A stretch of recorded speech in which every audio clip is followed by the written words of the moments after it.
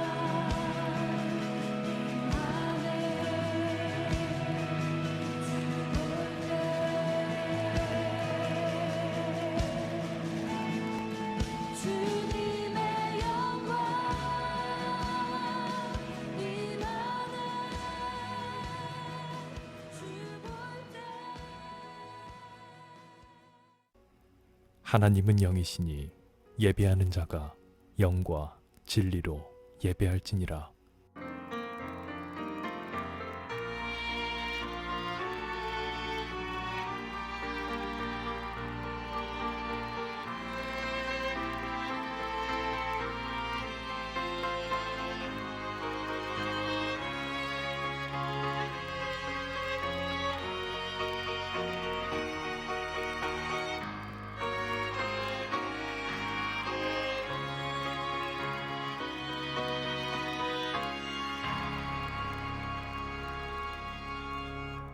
사도신경.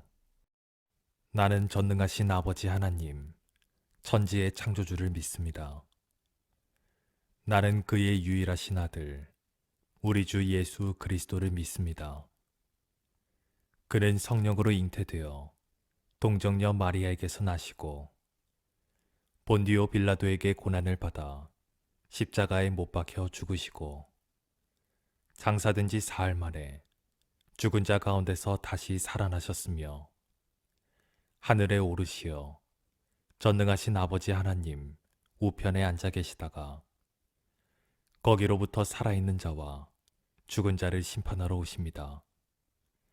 나는 성령을 믿으며 거룩한 공교회와 성도의 교제와 죄를 용서받는 것과 몸의 부활과 영생을 믿습니다. 아멘.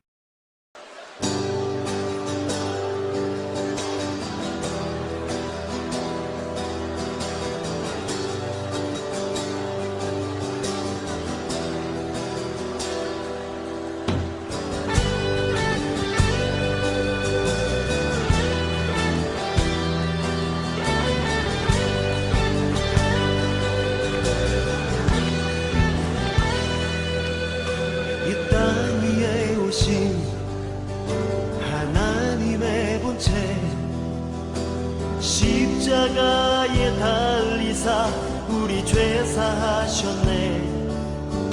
하나님이 그를 지극히 높여 모든 이름 위에 뛰어난 이름을 주사 우리 예수 이름 앞에 절하고 모든 입이 주를 신해. 영광 중에 오실 주를 보리라. 다같이 선포해. 왕의 만세. 존귀와 위엄을 찬양해. 왕의 만세. 주 예수 하나님.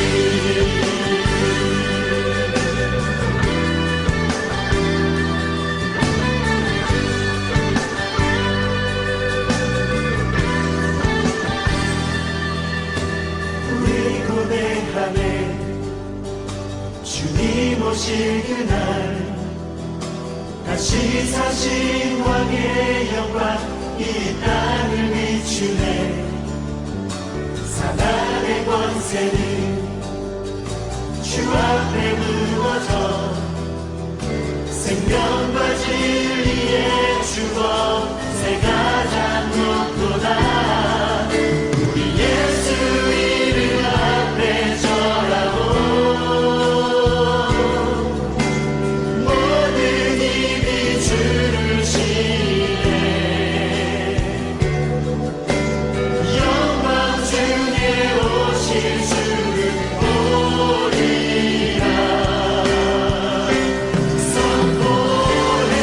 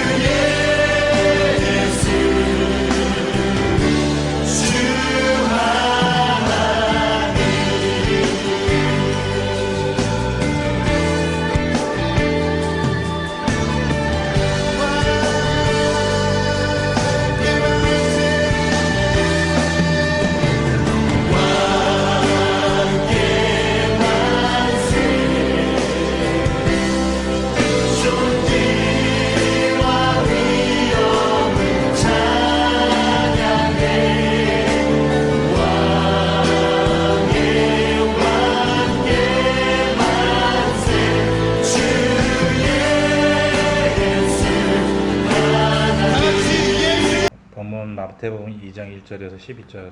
헤롯 왕 때 예수께서 이때 베들레헴에 나심에 동방으로부터 박사들이 예루살렘에 이르러 말하되 유대인의 왕으로 나신 이가 어디 계시냐?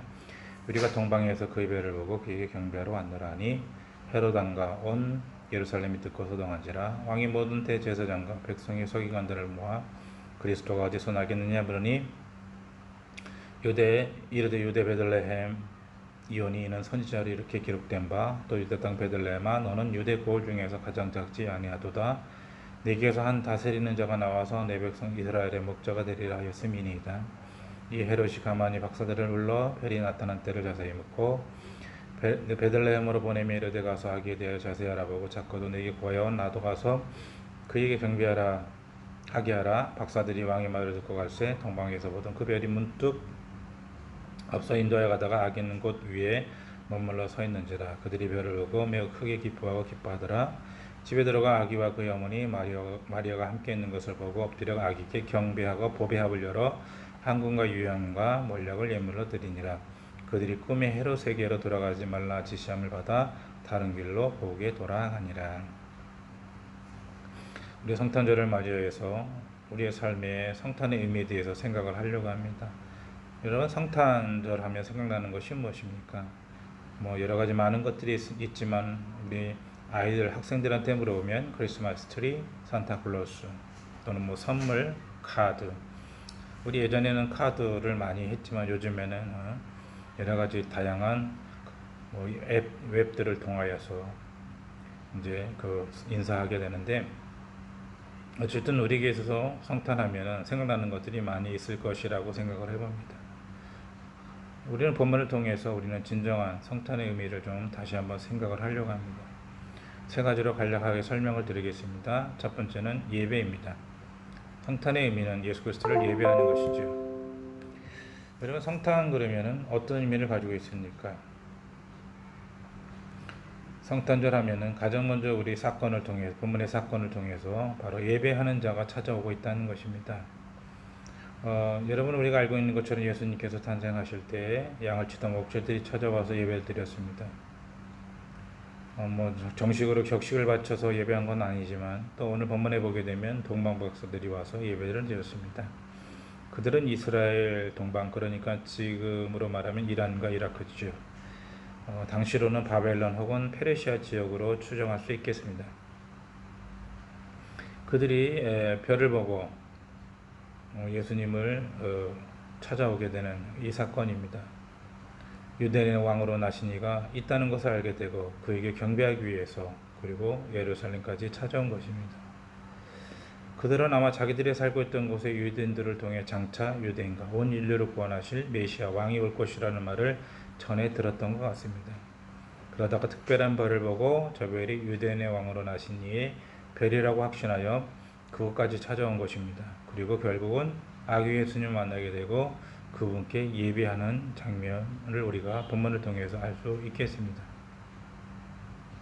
그렇다면 그들의 예배는 무엇입니까? 우리가 익히 알고 있는 것처럼 요한복음의 말씀, 하나님은 영이시니 예배하는 자가 신령과 진정으로 예배할지니라. 사실 예배의 중요한 두 가지 핵심은 신령과 진정인 것입니다. 동방 박사가 와서 예배할 때 과연 그들이 어떻게 그것을 알 수 있었을까 하는 겁니다. 그것은 성령의 역사가 아니고서는 불가능하다는 것입니다. 그들이 하나님을 믿는 그런 사람들은 아니었지만은 성령의 감동을 통하여서 유대의 왕으로 오시는 예수님이 계신데 온 인류의 구원자라는 것을 알게 되는 것입니다. 그것은 결코 인간의 능력으로 알 수 있는 내용이 아니라는 것입니다. 첫 번째는 신령이죠. 두 번째는 진리라는 것입니다. 진정한 마음. 여러분, 진리는 무엇입니까? 진정한 마음은 무엇입니까? 사실이라는 것입니다. 여러분, 우리가 예배할 때 예수 그리스도에 대해서 분명한 사실, 분명한 진리를 알지 못한다면 예배는 예배로서의 가치가 없을 것입니다. 우리가 예배할 때 예수님을 우리는 무엇으로 고백하고 있습니까? 어떻게 고백하고 있습니까? 진정 하나님의 아들로 고백하고 있습니까? 진정한 우리를 구원하시는 구원자로 고백하고 있습니까? 우리의 예배가 진정한 예배가 되기 위해서, 우리의 예배가 정말 가치 있는 예배가 되기 위해서는 우리는 예수 그리스도에 대해서 분명한 사실을 알아야 된다는 것입니다. 여러분 사실 보게는 우리가 가지고 있는 물건 가운데도 그 가치를 알지 못하면, 그 가치에 대해서 우리가 인정하지 못한다면, 제대로 알지 못한다면은 그것을 다룰 수가 없는 것입니다. 마찬가지입니다. 우리가 예수 그리스도에 대한 분명한 지식, 하나님의 아들이심을 우리가 분명히 확신할 때 우리 예배는 진정한 예배가 될 수 있는 것이고, 그리할 때 온전한 예배를 드릴 수가 있다는 것입니다. 두 번째로 우리가 알아야 것은 무엇인가 하면은 오늘 본문을 통해서 동방박사의 헌신을 우리가 보게 된다는 것입니다. 그들은 예수 그리스도가 유대인의 구원자로 오시고 온 인류의 구원자로 오신다는 걸 알게 되었고, 그 지식을 알았을 때 그분께 예배하기 위해서 수고를 마다하지 않았다는 것입니다. 동방에서 왔다라는 것은 최소한 약 한 1600km 이상이 되는 그런 거리를 왔다는 것입니다. 걷다가 나귀를 타다가 하면서 오랜 시간을 걸려서 그리고 예수님을 만나게 되었다는 것입니다. 학자들의 말에 의하면 약 40일 정도의 시간이 소요되었다는 겁니다. 많은 경비가 필요한 것이고, 또한 많은 위험도 있다는 것입니다. 그리고 얼마나 피곤하고 힘들겠습니까? 오토바이를 저도 타고 다니지만 하루에 1시간만 타도 벌써 허리가 아프고 힘듭니다. 이들은 40일 동안을 그렇게 달려온 것입니다. 바로 예배의 의미 가운데는 이러한 모습이 필요하다는 것입니다. 여러분, 예배를 드릴 때 우리는 헌신하는 마음으로 와야 된다는 것입니다. 우리의 시간을 손해봐야 될 것이고, 우리의 물질 또한 우리가 사용해야 될 것이고, 피곤하고 힘들더라도 힘을 내어서 예배하는 자세가 필요하다는 것입니다. 그런데 어느 순간 우리는 예배를 너무나 쉽게 생각하는 것이고 편하게 생각한다는 것입니다. 그래서 예배하는 것에 대해서 우리는 너무나 안일하게 생각하고 진정한 예배의 헌신을 우리가 하지 못한다는 것을 보게 된다는 것입니다. 여러분, 사실 보게 되면 우리가 예배를 조금만 우리의 삶 가운데서 조금만 생각해보고 헌신의 자세와 불편함을 우리가 이길 수 있는 그런 마음가짐을 가지고 있다면 우리 예배는 참으로 아름답고 감사의 예배가 될 것입니다. 그러나 어느 순간 우리는 교회에 불편한 것이 조금만 있으면 예배에 실패하는 것을 보게 됩니다. 예배를 드리기 전에 우리는 먼저 예배당의 모습에 대해서 먼저 생각을 합니다. 에어컨은 잘 돌아가고 있는지, 또 자리는 넉넉한지, 혹시 내 주변에 불편한 사람은 없는지, 내가 보고 싶지 않은 사람들이 앉아있지는 않은지, 그리고 많은 사람들이 모여있고 많은 사람들이 함께하는 예배 가운데서 혹시 내가 불편을 느끼는 그런 것들은 있지 않은지에 대해서 생각을 한다는 것입니다. 만약에 그런 조그만 것들이 있다면은 나는 예배를 잘 드리지 못했어, 또는 오늘 예배는 참 힘들었어, 그렇게 표현하는 것을 보게 됩니다. 여러분, 예배 속에는 반드시 헌신이 있어야 됩니다. 예배는 기대감을 가지고 나오는 것입니다. 근데 그 기대감은 교회의 시설과 사람들의 어떤 편의, 사람들의 서비스가 아니라는 것입니다. 예배의 기대는 오직 하나님과 나와의 만남을 통해서 진정한 예배가 시작되는 것이고, 그러기 위해서 우리는 내 스스로 나의 모습 가운데, 자세 가운데 헌신이 있어야 된다는 것입니다. 그 헌신의 의미 속에는 바로 모든 불편함을 이길 수 있는 그러한 결단과 자세가 필요하다는 것입니다. 여러분의 삶 가운데, 우리의 예배 가운데 가장 중요한 분이 누구십니까? 가장 핵심이 무엇입니까? 아기 예수 아닙니까? 그분께 예배하기 위해서, 그분을 위해서 우리가 예배한다는 것을 깨닫게 된다면 어떤 것도, 어떤 상황도 우리는 그것을 이길 수 있는 것이고 희생할 수 있다는 것입니다. 마지막으로 우리가 알아야 될 것은 무엇인가 하면 예수 그리스도의 십자가의 사건이라는 것입니다. 예수님께서 이 땅에 오신 목적이 무엇입니까? 예수님께서 왜 이 땅에 아기 예수의 모습으로 오셨습니까? 그것은 바로 2000년 전 이 땅에 오신 예수님은 나를 위해, 나를 구원하기 위해서 이 땅에 오신 것이고, 그리고 그 예수님께서 십자가의 죽으심으로 우리는 하나님의 자녀가 되는 은혜를 얻게 되었다는 것입니다. 사실 보게 되면 우리는 태어나는 순간부터 원죄를 갖게 되는 것이고, 또 우리는 살아가는 순간순간마다 우리는 자범죄라는 범죄를 저지를 수밖에 없는 부족한 죄인이라는 것입니다. 이 땅에 사는 모든 사람들이 바로 죄인이라는 것입니다. 그러므로 우리는 결코 구원받을 수 있는 조건이 안 된다는 것입니다. 내 스스로 나의 삶을 돌아본다면은 여러분은 정말로 구원받기 합당하다라고 생각하십니까? 우리는 어떤 누구도 구원받을 수 있는 합당한 자라는 것을 인정할 수 없을 것입니다. 우리 스스로도 인정하지 못할 뿐만 아니라 주변에 있는 사람들에게서도 우리는 인정받지 못할 것입니다. 바로 우리가 구원의 자녀, 하나님의 자녀라고 말할 수 있는 것은 오직 예수 그리스도의 은혜라는 것입니다. 그분께 가면은 큰 죄를 저지른 강도라 할지라도 예수 그리스도 안에서는 구원의 자녀가 된다는 것입니다. 우리가 실수로 범죄하였을지라도 또는 고의로 범죄하였을지라도 예수 그리스도 안에서는 자유함을 누리게 되는 것이고 구원의 자녀가 된다는 것입니다. 그 어떤 누구도 예수 그리스도 안에서는 모두가 하나님의 자녀가 되는 것이고 바로 우리는 구원의 자녀의 자격을 얻게 된다는 것입니다. 바로 이것이 우리 성탄의 중요한 의미라는 것입니다. 우리의 삶에 여러 가지 많은 형편이 우리의 삶이 힘들고 어려울지라도 우리는 성탄을 통해서 우리가 그러한 의미를 다시 한번 되새겨야 된다는 것입니다. 예수 그리스도께서 이 땅에 오신 사건은 온 인류를 위한 사건이고 모두를 위한 사건입니다. 그러므로 우리의 삶에 있어서 우리는 예배하는 삶을 살아야 될 것이고 헌신의 자세를 가지고 성탄을 맞이해야 될 것이며 그리고 진정 예수님만이 우리의 구원자라는 것을 깨닫고 나아갈 수 있는 믿음의 삶을 살기를 간절히 부탁을 드립니다. 주기도문. 하늘에 계신 우리 아버지, 아버지의 이름을 거룩하게 하시며 아버지의 나라가 오게 하시며 아버지의 뜻이 하늘에서와 같이 땅에서도 이루어지게 하소서. 오늘 우리에게 일용할 양식을 주시고 우리가 우리에게 잘못한 사람을 용서하여 준 것 같이 우리 죄를 용서하여 주시고 우리를 시험에 빠지지 않게 하시고 악에서 구하소서. 나라와 권능과 영광이 영원히 아버지의 것입니다.